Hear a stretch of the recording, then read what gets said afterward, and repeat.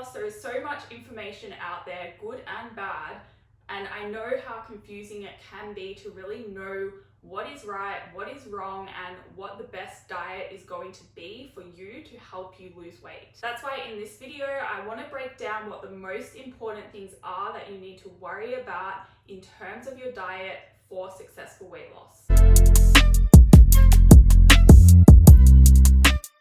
Hello, welcome back to my channel. My name is Jody and I help you change your beliefs so you can change your body, your health, and your life. So this video, I want to break down your diet for weight loss and cover the most important things that you need to worry about and also cover the least important things. So you actually can, next time you come across a new diet that you think you want to try, or if you want to plan your own diet, this is going to cover everything that's really important and then also what you can ignore. So we're going to be looking at the nutrition pyramid I've got here. On the bottom is the most important things and on the top is the least important things. And I'm going to go over each of these one by one in more detail, but I want to start by saying that this is not mine. I have modeled it, so I have changed it, but it is based on the nutrition pyramid from Eric Helm's book. So I'm going to put that in the description box if you're interested in reading into more detail into this. It's slightly different again. I have modeled it, but I just wanted to put it out there. It's not my own. The most important thing that you need to worry about next time you're choosing a diet for weight loss is what can you stick to consistently for long enough to actually achieve weight loss progress. Now, when I'm talking about weight loss here, I'm really talking about fat loss because you shouldn't be aiming to just lose weight. Losing weight means you could be losing water, you could be losing muscle, you could be losing fat. But to get a better looking body, to improve your body composition, you really want to focus on targeting fat loss and not weight loss overall. So what can you stick to consistently to lose fat? That is why consistency and adherence are so important, because fat loss doesn't happen overnight. It is going to take you weeks to months to lose a significant amount of fat. And if you have pounds and pounds of fat to lose, even if you only have a little bit of fat to lose, it still is going to take time. Weight loss can happen overnight, and usually that is water loss. It's not actually fat.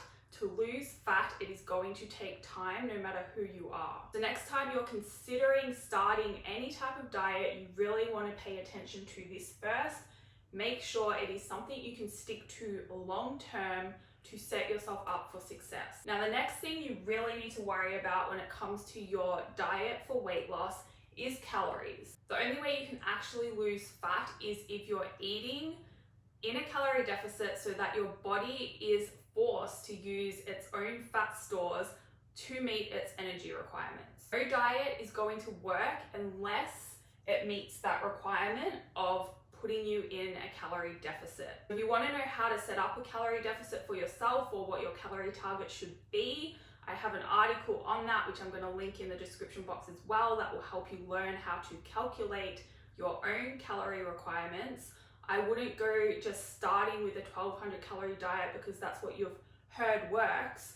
You need to base your calorie deficit on your body and your goals and your activity level. You can't just make up a number and stick to that. It's not going to work. The problem with just picking a number is often it puts you in too large of a deficit, which means it doesn't cover that bottom row of importance. You're not going to be able to stick to it long term to actually achieve progress. So remember, you always have to come back to this bottom row of importance first before you start moving up. Even if you take calories into account, if you can't stick to it, that diet is going to be no good for you. Now, quantity of food does matter most, but that isn't to say that the quality of food you're eating doesn't matter as well. It's not as important. You can lose weight eating junk food, but you're not going to feel good doing it that way. That is why next on the level of importance is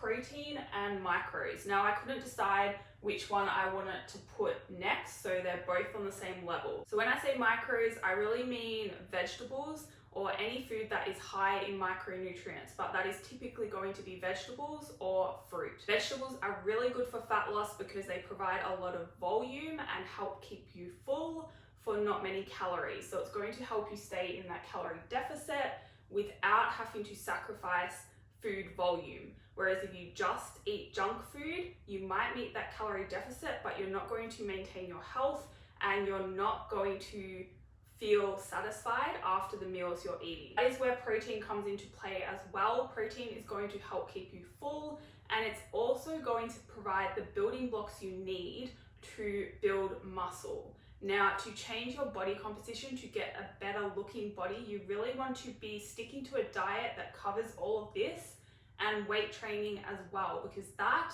combined with eating enough protein, is going to help you retain muscle mass whilst eating in a calorie deficit. And depending on your experience in the gym, you might even be able to build new muscle tissue whilst eating in a calorie deficit, which is going to really help you improve your health and help you look better.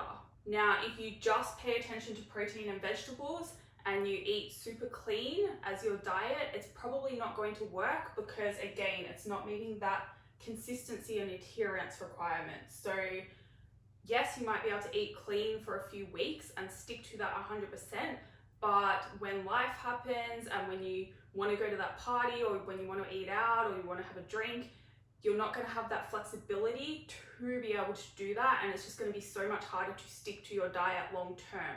So you really want to make sure you're worrying about consistency first, and then calories, and then protein and vegetables. The next thing you need to worry about is your carbs and your fat. So they're really going to help you meet that calorie requirement. So often you'll see calories broken down into macros, and I do recommend this form of dieting, probably most out of all of them, just depending on who you are.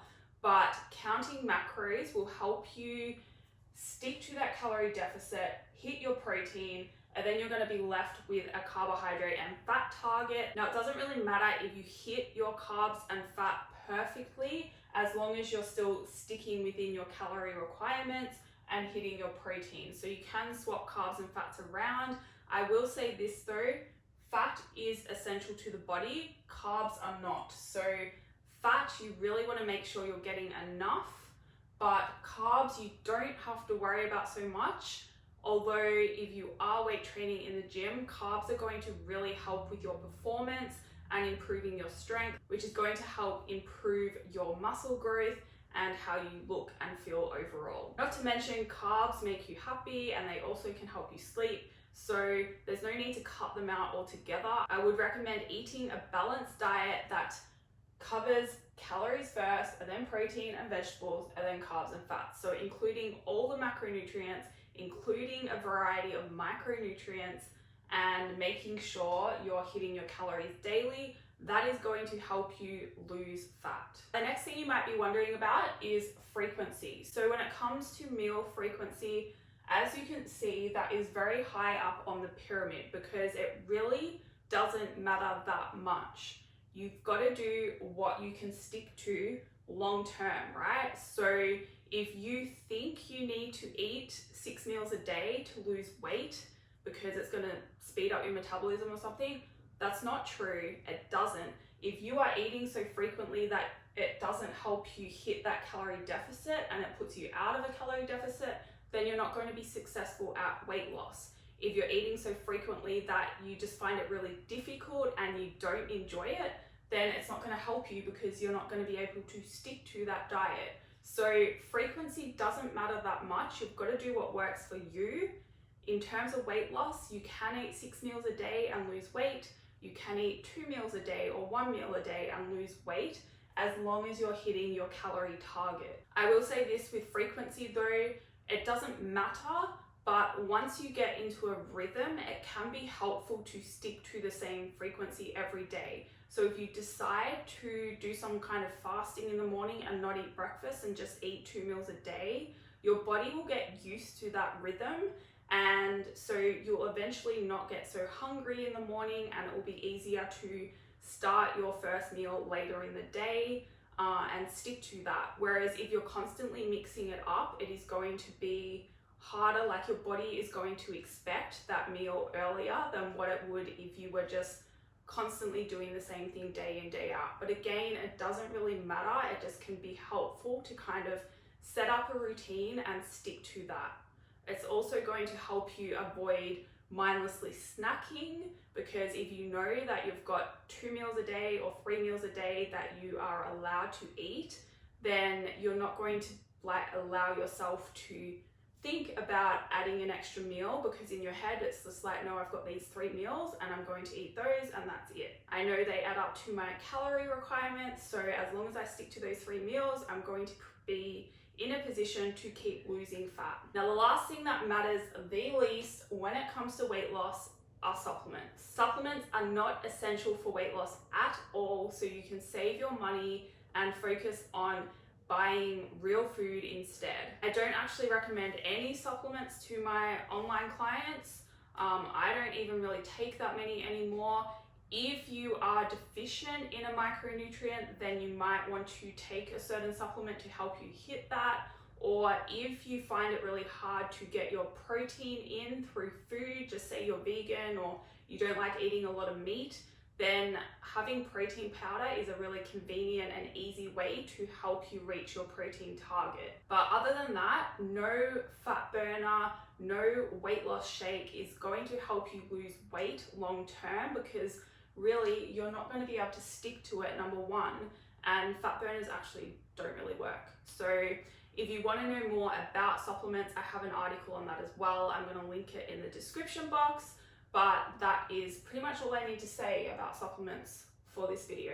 So that's it. That's the nutrition pyramid of the most important thing, consistency and adherence, to the least important thing when it comes to choosing a diet for weight loss. As long as you're hitting your calorie target, so you're eating in a calorie deficit and you're hitting your protein consistently, so I would say 80 to 90% of the time, then you're going to be losing fat. That is all for this video. Thank you for watching. If you have any questions, please send me an email, hit the like button if you liked it, and I will see you in the next video.